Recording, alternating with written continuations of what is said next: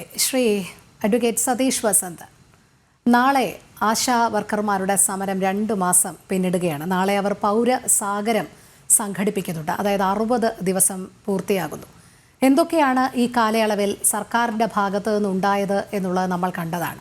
സമരം അവസാനിപ്പിക്കാൻ നിർബന്ധിതമാക്കുന്ന തരത്തിലേക്കുള്ള അവഹേളനങ്ങളല്ലാതെ മറ്റൊരു സമവായത്തിനും സർക്കാർ ശ്രമിച്ചിട്ടില്ല. എന്തു പറഞ്ഞാലും ധനപ്രതിസന്ധി ഇതുമാത്രമാണ് ചൂണ്ടിക്കാട്ടുന്നത്. പക്ഷേ സംസ്ഥാനത്തെ ഏറ്റവും ശക്തമായ ഓഫീസാണ് മുഖ്യമന്ത്രിയുടെ ഓഫീസ്. ആ ഓഫീസ് കേന്ദ്രീകരിച്ച് നടക്കുന്ന അഴിമതി ആരോപണങ്ങൾക്ക് ഒരറുതിയുമില്ല. പൊതുജനം ഇതിനെ എങ്ങനെയായിരിക്കും കാണുക?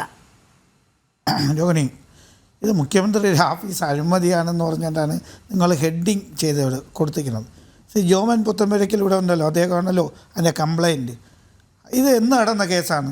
ഇപ്പോൾ നടന്നതാണ്. 2015 നടന്നിട്ടുള്ള കേസിനെ ആസ്പദമാക്കിയാൽ ഹൈക്കോടതി ഇന്നൊരു CBIൻ്റെ ഇത് ഉത്തരവുണ്ടായത്. അപ്പോൾ നിങ്ങൾ എന്തെങ്കിലും 2015 ഇവിടെ പിണറായി സർക്കാരോ LDF സർക്കാരോ ആണായിരുന്നത്. നിങ്ങൾ പറയുമ്പോഴത്തേക്ക് ജനങ്ങളെ തെറ്റിദ്ധരിപ്പിക്കുന്ന ഒരു ധാരണയിലേക്ക് വരില്ല. അദ്ദേഹം അത് കഴിഞ്ഞിട്ട് പല നിയമ നടപടിയും വന്നു.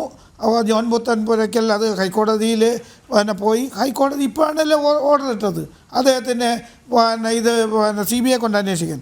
ആ CBI കണ്ടുപിടിച്ച് അദ്ദേഹം അഴിമതിക്കാരനെന്ന് പറഞ്ഞാലേ അദ്ദേഹം അഴിമതിക്കാരനാണെന്ന് പറയുള്ളൂ. ഇപ്പം എന്താണ് അതിൻ്റെ സംഭവം?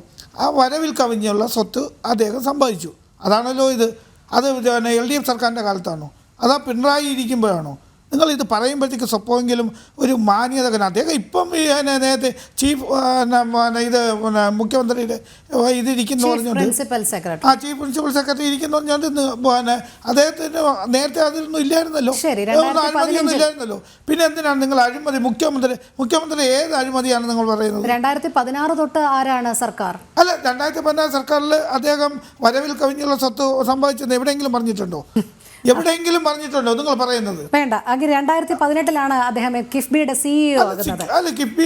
6 വർഷം കൊണ്ട് 5 തവണ ശമ്പള വർധനവ്, 2.73 കോടിയാണ് കൈപ്പറ്റിയത്. ഇപ്പോഴത്തെ അദ്ദേഹത്തിന്റെ മാസ ശമ്പളം 3.87 ലക്ഷം രൂപ. അതുമാത്രമല്ല, ലീവ് സറണ്ടർ എന്ന് പറയുന്നത് 6.84 ലക്ഷം. Festival allowance 19,250. ഇതൊക്കെ ആരാണ് നൽകുന്നത്? ഉമ്മൻചാണ്ടിയാണോ? അല്ല, രോഹിണി, ഞാൻ ഒരു കാര്യം പറ്റും. ഒരു പോസ്റ്റ് ഇരിക്കുന്ന ഇതിൽ ആ പോസ്റ്റിനനുസരിച്ചുള്ള ശമ്പളം കൊടുക്കുന്നത് നമ്മളൊന്നുമല്ല. അതൊക്കെ ചില നിശ്ചയമുണ്ട്, അതിനൊരു കണക്കുകളുണ്ട്. അത് ഏത് സർക്കാരായിരുന്നാലും അതിനൊരു നിബന്ധനകളുണ്ട്. നിങ്ങൾ നേരത്തെ നിങ്ങൾ പറഞ്ഞിട്ടുണ്ട്, നമ്മളെ ഇത് PSCയുടെ മെമ്പേഴ്സിന് ശമ്പളം കൂട്ടി കൊടുക്കുന്നത്. ഈ PSC മെമ്പർമാർ ശമ്പളം കൊടുക്കുന്നത് എങ്ങനെയാണ്? 2014 UPSCയിൽ താരതമ്യം ചെയ്ത് PSCയിലെ മെമ്പർമാർക്ക് കൊടുക്കണമെന്ന് നേരത്തെ കേന്ദ്ര ഗവൺമെൻറ് പറഞ്ഞിട്ടുള്ളത്. അതൊരു ഗൈഡൻസാണ്. അത് 2016 കൂട്ടിക്കൊടുക്കേണ്ട സ്ഥാനത്താണ് ഇപ്പം അത് കൂട്ടിക്കൊടുക്കേണ്ട നിർബന്ധിതമായത്. അത് സർക്കാർ നിർബന്ധിതമായത്. നിങ്ങളൊന്ന് മനസ്സിലാക്കണം. നിങ്ങളിപ്പം ആശാ സമരം ഇതുമായിട്ട് കോടീകരിച്ചാണ് എല്ലാ മാധ്യമങ്ങളും പറയുന്നത്. നിങ്ങൾ PSCയിലെ മെമ്പർമാർക്ക് കൂട്ടിക്കൊടുത്തില്ലേ? എന്തുകൊണ്ട് ആശാ വർക്കർക്ക് നമുക്ക് ആശാ വർക്കർമാരും ഇതുമായിട്ട് രണ്ട് ഇതാണ്. നിങ്ങൾ ഈ ആശാ വർക്കർമാർക്ക് എന്താണ്? ആശാ വർക്കർ തൊഴിലാളികളാണോ? നിങ്ങളെന്ന് പറയുന്നത് കേരള ഗവൺമെന്റിന്റെ മാത്രം പണിയാണോ ആശാ വർക്കർ? നമുക്കത് വിടാം, നമ്മുടെ വിഷയമല്ലല്ലോ. അല്ല, ഞാൻ ഇപ്പം KN എബ്രഹാം തെറ്റ് ചെയ്തിട്ടുണ്ടെങ്കിൽ അദ്ദേഹം കോടതിയിൽ നിന്ന് ശിക്ഷ അനുഭവിച്ചു. സർക്കാരിന് എന്തോ ഉപയോഗിച്ചു? സർക്കാരിന്റെ ഒത്താശയോടുകൂടിയാണ്, ഈ സർക്കാരിന്റെ ഒത്താശയോടുകൂടിയാണ് അദ്ദേഹം വരവിൽ കവിഞ്ഞുള്ള സ്വത്തുകൾ സമ്പാദിച്ചത്.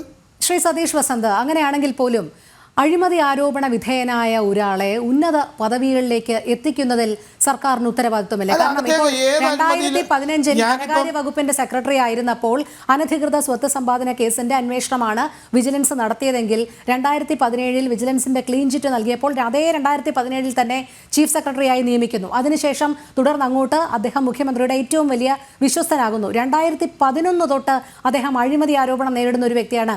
സെബിയുടെ ഫണ്ട് വിനിയോഗത്തിലടക്കമുള്ള ഒരു കണക്ക് തന്നെയുണ്ട്, ഞാനിത് എഴുതി വെച്ചിട്ടുണ്ട്. അതെല്ലാം പോട്ടെ, താങ്കൾ പറഞ്ഞു 2015 പിണറായി സർക്കാർ അല്ലായിരുന്നുവെന്ന്. പിണറായി സർക്കാരിന്റെ ഓഫീസ് കേന്ദ്രീകരിച്ച് നമുക്ക് നോക്കാം. അതും ഒരു ലിസ്റ്റിലെ കെ രാഗേഷ് പ്രൈവറ്റ് സെക്രട്ടറി, എന്താണ് അദ്ദേഹം ഭാര്യയ്ക്ക് വേണ്ടി ചെയ്തത് എന്നുള്ളത് നമുക്കറിയാം. KM Abraham chief principal secretary, P Sasi political secretary, അദ്ദേഹമാണ് പോലീസിനെ ഭരിക്കുന്നത് എന്നുള്ളത് PV അൻവർ MLA പറഞ്ഞതും അജിത് കുമാറിന്റെ എല്ലാ കാര്യങ്ങളും നമുക്ക് സമൂഹ മധ്യത്തിൽ തന്നെ ഉള്ളതാണ്. അത് കഴിഞ്ഞ് PM മനോജ് പ്രസ് സെക്രട്ടറി ആയിരുന്നു. അദ്ദേഹത്തിന്റെ മകനു വേണ്ടി അനധികൃതമായ ഒരു നിയമനം നടത്തി 20 കോടിയോളം രൂപയുടെ തിരിമറി നടത്തിയതിന്റെ പേരിൽ അവിടെ നിന്ന് മാറി തിരിച്ച് ദേശാഭിമാനിയിലേക്ക് എത്തി. CM Raveendran additional private secretary, എന്താണ് അദ്ദേഹത്തിന്റെ റോള്? M ശിവശങ്കറുമായും മുൻ പ്രിൻസിപ്പൽ സെക്രട്ടറി M ശിവശങ്കറുമായും സ്വപ്നയുമായും ഒക്കെ ബന്ധിപ്പിക്കുന്നത്. ഇതെല്ലാം പിണറായി സർക്കാരിന്റെ ഓഫീസ് കേന്ദ്രീകരിച്ചത്. അവിടെ എങ്ങനെയാണ് മുഖ്യമന്ത്രി പിണറായി വിജയൻ ഇത്ര നിഷ്കളങ്കനാകുന്നത്? KK രാഗേഷ് ആരാണ്? KK രാഗേഷ് അദ്ദേഹത്തിന്റെ പ്രൈവറ്റ് സെക്രട്ടറി ആയിരുന്നു. അദ്ദേഹത്തിന്റെ ഭാര്യ ക്വാളിഫൈഡ് അല്ലാത്ത സ്ത്രീയാണോ? നിങ്ങളെ സംബന്ധിച്ച് എവിടെയെങ്കിലും നിങ്ങൾ പറഞ്ഞിട്ടുണ്ടോ? അത് കഴിഞ്ഞിട്ട് വിധേയമാക്കിയതാണ്. ഇവിടെ ഒരൊറ്റ വാക്കിലെ ഇവരെല്ലാം അധികാര ദുർവിനിയോഗം. നമുക്ക് ആരെ വേണമെങ്കിൽ അഴിമതിയെ പറയാം. നിങ്ങൾ ഈ മുഖ്യമന്ത്രി ഓഫീസ് കേന്ദ്രീകരിച്ചല്ലേ സ്വർണ്ണക്കടത്തിൻ്റെ കേസ് വന്നത്? ഇപ്പോൾ എന്തായി? അതിൽ മറ്റേ ഇത് ബിരിയാണി ചെമ്പിൽ പൈസ കൊണ്ടുപോയി പറഞ്ഞു, അതെന്തായി? അത് കഴിഞ്ഞിട്ട് ഈത്തപ്പഴത്തിൽ സ്വർണ്ണം കടത്തി എന്ന് പറഞ്ഞു, ഖുറാനിൽ സ്വർണ്ണം കടത്തി എന്ന് പറഞ്ഞു, അത് ബൈബിളിൽ കടത്തി എന്ന് പറഞ്ഞു. ഇതൊക്കെ എവിടെ കേസ് പോയത്? ഈ ആരോപണം ഉന്നയിക്കുന്നതല്ലാതെ എന്താണ് ഇത് വരണത്? വക്താവ് പറയുന്നു നയതന്ത്ര ചാനൽ ഉപയോഗിച്ച് നടത്തിയത് എവിടെ? അതിന്റെ തുടർ നടപടികൾ എവിടെ? അല്ലെങ്കിൽ എന്താണ് അതിന്റെ തെളിവ്? നിങ്ങൾ നമുക്ക് ആരോപണം ഉന്നയിക്കാം, മുഖ്യമന്ത്രിക്കോ നിങ്ങൾ ആർക്ക് വേണമെങ്കിൽ ഉന്നയിക്കൂ, അത് രോഹിണിക്കോ എനിക്കോ ആരെ വേണമെങ്കിലും. പക്ഷേ അതിന് തെളിവ് വേണം. രോഹിണി, നമ്മളൊരു കോടതിയിൽ പോകുമ്പോഴത്തേക്ക് അതിന് ആസ്പദമായി എന്തിനാണ് നമ്മൾ ഒരു കേസിന് ആസ്പദമായി തെളിവുകളും തെളിവ് ഇതൊക്കെ ശേഖരിക്കുന്നത്? ഹൈക്കോടതി ഹർജി പരിഗണിക്കവേ നിശ്ചിതമായ വിമർശനമാണ് വിജിലൻസിനെതിരെ ഉന്നയിച്ചത്. തുടർന്നാണ് ഹൈക്കോടതിയാണ് CBI അന്വേഷണം ഉത്തരവിട്ടത്. അതെന്തുകൊണ്ട്? ഹൈക്കോടതി എല്ലാ കാര്യങ്ങളും വിശദമായി വിശകലനം ചെയ്തതിന്റെ അടിസ്ഥാനത്തിലല്ലേ? അവിടെ ഹൈക്കോടതിയുടെ നിലപാട് വ്യക്തമല്ലേ? അവിടെ ഞാൻ ബഹുമാനപ്പെട്ട കോടതിയുടെ നിലപാടോ അല്ല ജോൺ പുത്തൻപുരയ്ക്കൽ അദ്ദേഹം കൊടുത്ത കംപ്ലൈൻറ്റിനെതിരായിട്ടൊന്നും അല്ല നമ്മൾ പറയുന്നത്. അത് ആരാവട്ടെ, ഇപ്പം എബ്രഹാം അത് തെറ്റ് ചെയ്തിട്ടുണ്ടെങ്കിൽ അത് അദ്ദേഹം ശിക്ഷിക്കട്ടെ. അതിന് മുഖ്യമന്ത്രി എന്ത് ചെയ്തു? അല്ല മുഖ്യമന്ത്രി ഓഫീസ് എന്ത് ചെയ്തു? ഒരു ഉദ്യോഗസ്ഥൻ, അദ്ദേഹം ഒരു IAS ഉദ്യോഗസ്ഥനല്ലേ? അദ്ദേഹം നേരത്തെ ഒരു IOC ഉദ്യോഗസ്ഥനാണ്. സ്വാഭാവികമായി അദ്ദേഹത്തിന് എവിടെയെങ്കിലും ഇത് കൊടുക്കേണ്ട ആവശ്യമില്ലേ? നിങ്ങൾ ഈ അഴിമതി എന്ന് പറഞ്ഞാൽ അഴിമതി നമുക്ക് ആരോപിക്കാം, പക്ഷെ അത് തെളിയിച്ചു കഴിഞ്ഞാൽ മാത്രമല്ലേ മാറ്റുള്ളൂ. ഇപ്പോൾ ശിവശങ്കറിൻ്റെ കേസ് പറയുന്നത്, ശിവശങ്കറിന് നമുക്കെന്ന് പറയുന്നത് ശിവശങ്കർ ഏറ്റവും നല്ല IAS ഉദ്യോഗസ്ഥമുള്ള ഒരാളാണ്.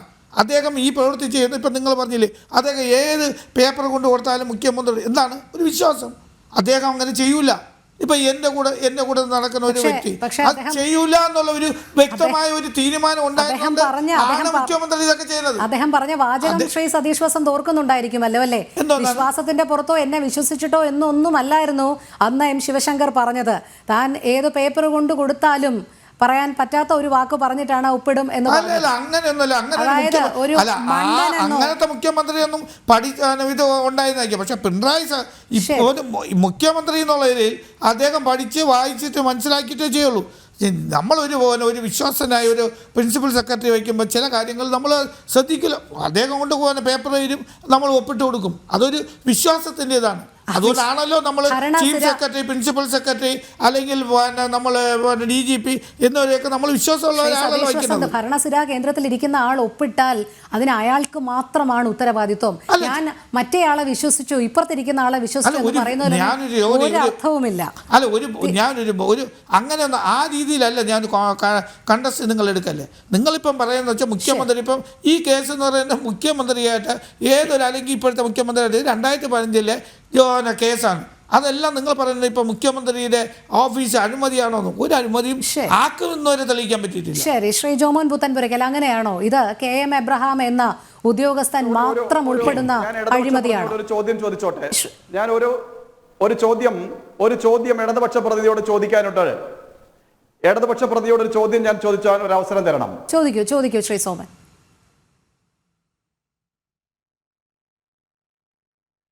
എനിക്ക് ഇടതുപക്ഷത്തിന്റെ പ്രതിനിധിയോട് ചോദിക്കാനുള്ള ഒരു ചോദ്യം, കേരളത്തിൽ ഇടതുപക്ഷത്തിന്റെ മുഖ്യമന്ത്രി വരുന്നത് 2016 ശേഷമല്ലല്ലോ.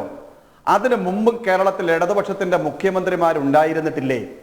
VS അച്യുതാനന്ദൻ കേരളത്തിന്റെ മുഖ്യമന്ത്രിയായിരുന്നു. ബഹുമാനനായ EK നായനാർ കേരളത്തിന്റെ മുഖ്യമന്ത്രിയായിരുന്നു. അന്നൊന്നും ഇല്ലാത്ത തരത്തിൽ കളങ്കിതരുടെ കൂടാരമായി കേരളത്തിന്റെ മുഖ്യമന്ത്രിയുടെ ഓഫീസ് മാറുന്നത് പിണറായി വിജയന്റെ ഭരണത്തിലല്ലേ എന്ന ചോദ്യം ഇടതുപക്ഷ പ്രതിനിധിയോട് എനിക്ക് ചോദിക്കാനുള്ളതാണ്. എന്താണ് അങ്ങേക്ക് അതിൽ പറയാനുള്ളത്? അല്ല, നിങ്ങൾ ഒരു ഇപ്പം ഞാൻ പറഞ്ഞിട്ട് ഇടതുപക്ഷത്തിന് രണ്ടാമതും ഒരു തുടർഭരണം കിട്ടിയത് എങ്ങനെയാണ്? ഈ പിണറായി വിജയൻ്റെ നിങ്ങളെല്ലാം പറയുന്ന പിണറായി വിജയൻ അഴിമതിക്കാരനോ അല്ലെങ്കിൽ മുഖ്യമന്ത്രി ഒരു ഓഫീസ് അഴിമതിക്കാരനെങ്കിൽ രണ്ടാം പിണറായി സർക്കാരും വരുമോ? ഇതിപ്പോൾ ഇൻസ്റ്റൻ്റായിട്ട് പറയുന്നത് മൂന്നാം LDF സർക്കാരാണ് പറഞ്ഞത്. നിങ്ങൾ അഴിമതിക്കാരെന്ന് നിങ്ങൾ പറയുമ്പോഴത്തേക്ക് ജനങ്ങളത് വിശ്വസിക്കണ്ടേ? ജനങ്ങൾക്കത് ബോധ്യപ്പെടണ്ടേ? ആ ബോധ്യപ്പെടേണ്ട അനുസരിച്ച് ഒരു സർക്കാരിനെ മാറ്റുകയും അത് അത് തുടർഭരണം നടത്തുകയും ചെയ്യുന്നത് ശരി ആണോ?